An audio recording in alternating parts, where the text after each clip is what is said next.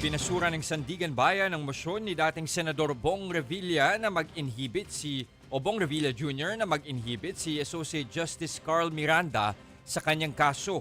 Sa desisyon ng Anti-Graft Court, hindi pinayagan ang hiling ni Revilla dahil sa kakulangan ng merito. Naunang nagmosyon ng kampo ni Revilla dahil sa umano'y posibilidad ng bias o partiality, pero hindi raw ito napatunayan ng kampo ng dating senador.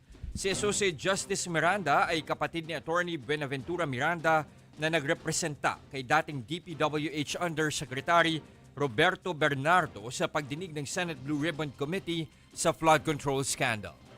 Mga kapatid, ako po si Ruth Cabal. Dito tayo sa totoo, dito tayo sa True FM.